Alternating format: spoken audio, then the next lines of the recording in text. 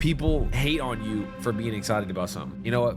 I don't care, bro. I'm excited. I am hyped for the update. I hope it goes smoothly. That is gonna give that immersive feel to how Verdansk felt. I am very excited for that. Honestly, I am excited for it, mostly because a lot of the issues that I had with the original Verdansk could potentially be fixed. I am on the side of wanting this launch to be great. I just am. I love Verdansk. I love Warzone. I am on the side of hoping it's good launch. I am not on that side, especially on the miserable side of Twitter, where everybody hopes and prays that this update in Verdansk is trash. I'm not on that side. So if you're not a fan of me because I'm not on that side, breaking, Black Ops 6 Season 3 is now launching on April 2nd and 1 day early. Warzone will be offline for 24 hours and starting April 2nd and go back live on April 3rd. During the downtime, anyone who opens the Warzone menu will be granted the kilo for free. This is a great strategy from Call of Duty. I'm gonna say this right now. I'm super excited for this because to have it offline for 24 hours is great. You give people time to level up their guns, they get the kilo for free, and it just builds hype, ultimate hype. Like, this is how you do it. This is how Fortnite did it back in the day with the black hole. This is how you do it. I gotta applaud this one. This is a great idea. There are no redeploy drones in Warzone with Verdansk. I get it because redeploy drones really add such a different element to the game. It's kind of crazy, especially from a competitive standpoint and pubs. It is kind of wild. It makes vehicles kind of inferior, so that is a good thing. Oh my God. Ranked play for Verdansk in Warzone is coming with the Season 3 Reloaded update. I mean, we're going to find out pretty fast how bad the cheating problem is in Warzone Verdansk. We'll see. That will be the ultimate deciding factor of just the overall longevity of the game, because with them bringing rank that quick, their cheaters are, you know, the cheaters are going to be out in full force for Verdansk rank. They were bad a couple months ago. They're going to be bad again. The Growl also returns in Warzone with Verdansk as a conversion kit for the SWAT 556. Now, let me be honest, chat. I think it's stupid. I mean, I don't understand why you don't bring the Growl by itself. Maybe it's because they wanted to squeeze another gun into there and they couldn't fit the AMAX Kilo HDR and Growl, I guess. As long as the conversion kit is literally identical to the Growl, it really won't bother me that much, but it's just kind of weird. So you can already tell that Warzone itself has already have been thoroughly planning out its rollout and what it looks like. I swear, I'm not even kidding. Especially in the Call of Duty atmosphere, people hate on you for being excited about something. You know what? I don't care, bro. I'm excited. I'm excited, bro. I'm excited. Hit on me if you want, bro. I'm excited. So we finally got these massive patch notes for Warzone Verdansk. So as you guys are aware, Verdansk ends up dropping in a couple days. It seems like a lot of people are actually pretty hyped for the game just from these patch notes and everything that they've shown and the trailers. They ended up releasing a trailer right here, 150 players showing off all of the old locations and stuff. It has copywritten music, so I can't play it. But we got a lot of the OG weapons back, like the Growl, the HDR, you know, all the classics. Although the Growl was apparently some kind of conversion kit for another weapon, which I don't really know how that's going to work out, considering the Growl that everybody thinks of whenever they think of OG Warzone is the Archangel barrel Growl. So they could definitely mess that up because it's not its own weapon. They could have done the conversion kit and given us some sort of awful sight. The main reason why people use the Growl like that was because of the iron sights. So hopefully that's good. We got the AMAX in the game. We got the HDR. We got the Kilo, nail gun, the Kali sticks, and then an SMG. Monolithic suppressor is back. The SWAT 556 Growl conversion. Oh, okay, you can see it kind of. I think this is the Archangel barrel. I think. Ricochet anti-cheat, we've been hearing that they've updated it a whole bunch. We'll see how long that lasts. Over the past couple weeks or a month or so, they've been taking down all of these different providers. We'll see how much of a difference it truly makes. As you guys know, with all of this hype and stuff for the game, it is slowly coming back. When it was initially announced, people were kind of like, too late, man. But as it's been drawing closer, myself included, people have been kind of paying more attention, like, you know what? Not gonna lie, it sounds pretty good. Got the battle pass there. They have a new UI feature showing the shaders and stuff. Detailed death recap shows if you have been live pinged and stuff like that in the process of dying, so it's not like, oh, this guy is hacking. They did put out a thing a little while ago, maybe a week or so ago, a few days ago, saying that around 60% of the reports are against console players. They're clearly not cheating. Whenever you inspect a weapon, you can see the attachments now, so if you ever go and pick up somebody's shit and you're like, wait a minute, this is kind of good, you can see exactly what they were using on it. Shooting during free fall. I actually really enjoy this feature until I'm the one getting shot. Specialist bonus is coming later in the season. Looks like the train is coming back as well. We got people frothing at the mouth right now waiting for this to drop so they can hack. So we'll see if they can do that, but players can shoot while free falling using their secondary weapon. If no secondary weapon is equipped, they will default to their backup pistol. Some map assets, models, and textures have been changed. They did add some more cover between points of interest, so now it's not nearly as bad and you can actually move from point of interest to point of interest without fear, or at least being able to respond. Because you can go back and watch a lot of the old videos. People had no time to react a lot of the time. Vertical list is back for the buy stations. That's nice. So as soon as you open it up, you can just just press up one time and hopefully it'll go down to the bottom over here so you don't have to scroll all the way down. Thermites are back. That's good. I remember back then, originally, everybody was running thermites and everybody was running RPGs. Because the vehicles were so powerful, people were running RPGs and you would be a fool to go and hop in the very, very strong vehicle without using a trophy system. That was the meta before. If you didn't have a trophy system on your car, be very, very afraid. Footsteps also could be pretty different in comparison to how they were. Unique tuning for Warzone footsteps separate from the premium titles. Okay, so this could be good, this could be bad. Audio was a big complaint back in the original Warzone as well. People talking about like they can't hear in a certain direction. They can't tell if someone is above or below. I think currently it sounds good above or below. I can generally tell where somebody is. Even remove the precision airstrike indicator in the minimap. So you still get the notification like overhead, but not on the minimap. Turns back to how it worked in 2020.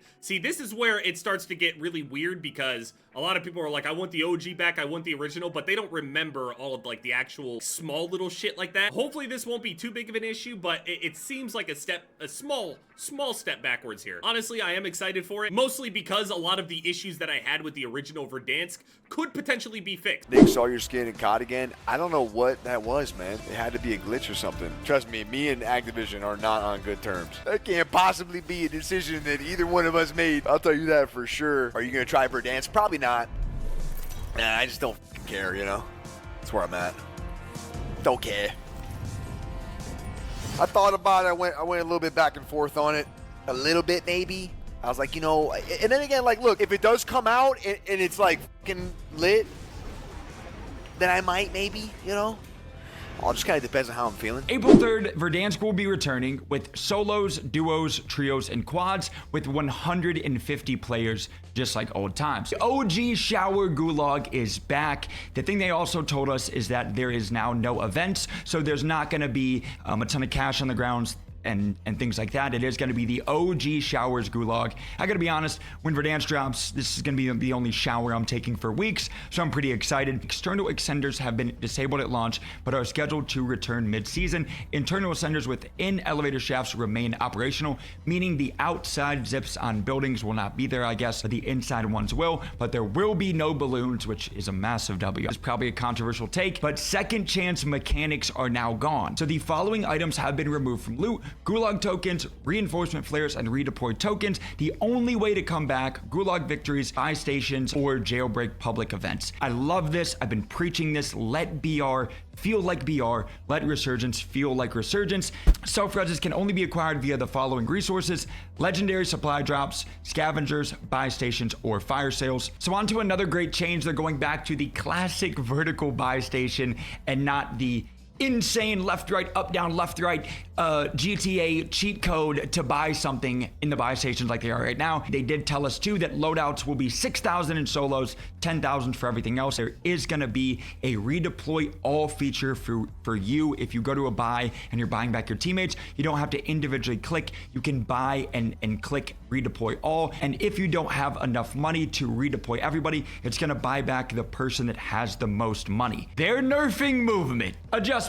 The introduction to Black Ops 6 Omni movement system is revolutionary gameplay and has become the foundation of players' movement in Warzone. While the system launched with multiplayer-inspired values, we've recognized the need for adjustments to better align movement dynamics with the unique demands of Call of Duty Warzone features. If we understand the movement nerf, a lot of it is because of Call of Duty, and it is their fault because the default settings for Omni movement are absolutely horrible, and a lot of people that are either coming back to the game or don't get to play a lot are not going to watch a JoeWo movement guide. Reduce the cooldown by 40% for improved responsiveness during repeated jumps. This sounds like B-hopping without saying it's B-hopping. 40% sounds like a big number for an increase, but again, we have to play it to actually know.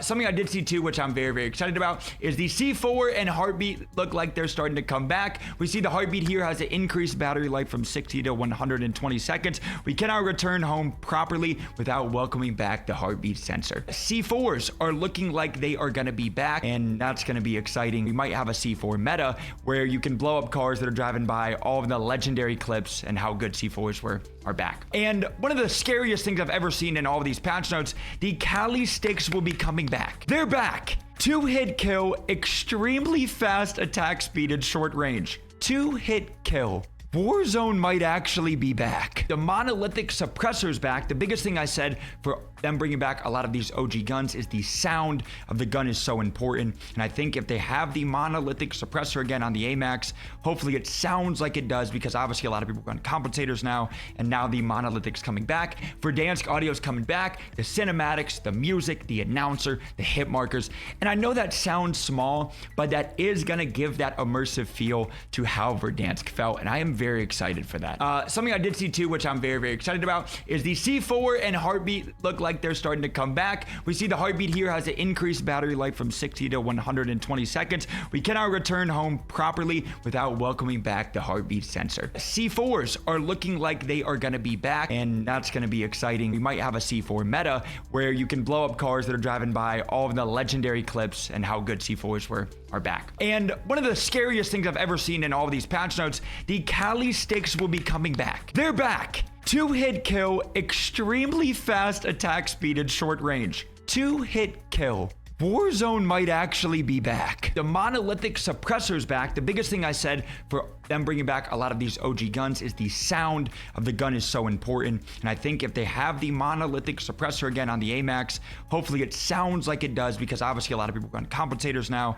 and now the monolithic's coming back. Verdansk audio's coming back, the cinematics, the music, the announcer, the hit markers. And I know that sounds small, but that is gonna give that immersive feel to how Verdansk felt, and I am very excited for that. The patch notes for Verdansk are finally here. We get them a few days early, with the update coming in on Wednesday for Black Ops 6 and Zombies, and Warzone will be on Thursday with Verdansk. Players can now rotate their view 360 degrees while reviving a teammate instead of being fixed. In-game circle pacing, so it kind of has the different layouts there. I believe it's going to be a little bit of a slower tempo, going back to kind of more of the original Verdansk pacing. So the first zone will probably feel long, and then it'll speed up, and then the zones will actually kind of pull kind of hard.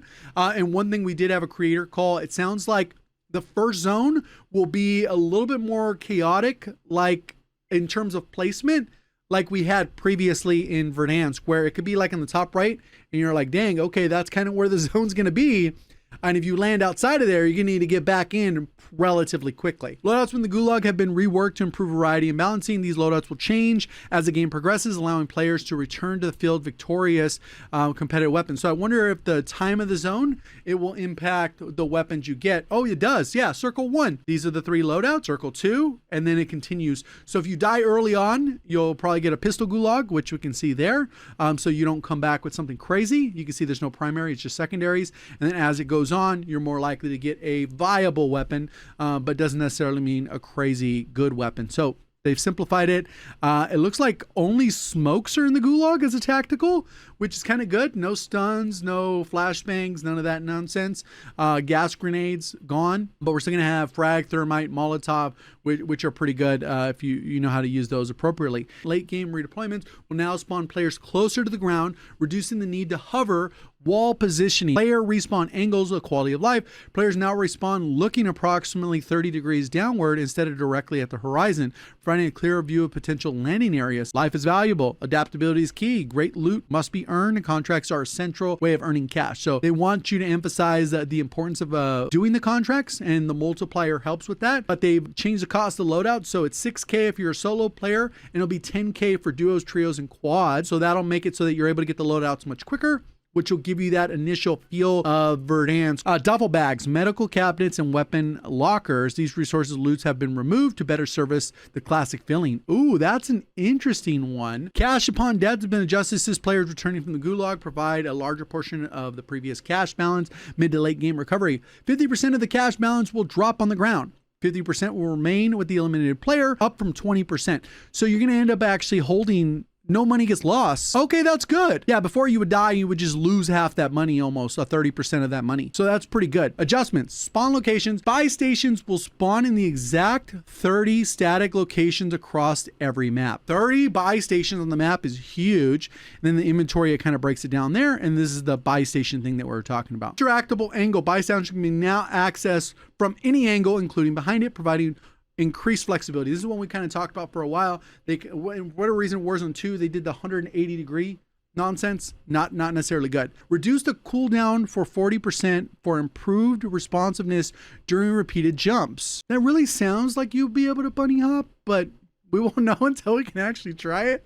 Default maximum capacity reduced from 6 down to 5 to match the classic experience. That one's gonna be rough for people. I expect they'll probably up it back up. All lootable perks have been removed for Battle Royale to better feel like the Verdansk. These may return in future update depending on feedback. I think those will. I think generally if they're not like overpowered perks, they should be there. I want to focus on this little last section here. It says our goal with these changes is to increase the lethality of every encounter. That's speeding up the TTK, reinvigorating overlooked weapon classes, and encouraging players to adopt more thoughtful and deliberate strategies in preparation for engagements. I think they're going to mainly start off with BO6 weapons and then expand to some of the other weapons. The BO6 weapons just sound like they'll kill faster, and then we're also going to have default loadouts, and this is particularly good for if your friends are coming back to the game, they don't have things leveled, they can just use one of these meta-ish default loadouts, at least until they get back up on board. If they're liking the game again, then they can go out of their way to build their own custom loadouts with everything they want. With the return to Verdansk, we're looking to capture the original essence of the vehicles in Warzone. Collaboration with our friends at Treyarch, we have tuned movement, health, damage resistance, and equipment interactions feel much closer to the original vision. So kind of how it works. The vulnerability with launchers, grenades, traps, C4, Joker, you can kind of see pretty much everything's going to be one hit by a C4. Pretty good. Traps goes pretty good. Cargo truck is going to be a beast, but the Joker comes back being super strong on that. A detailed recap, it'll tell you how did the enemy know kind of where you are and give you a better idea of maybe what gave away your position. And we made it through the patch notes. We do get a little bit of a day early with the kilos, so make sure you log in and get that. I am hyped for the update. I hope it goes smoothly, but we'll have to wait and see.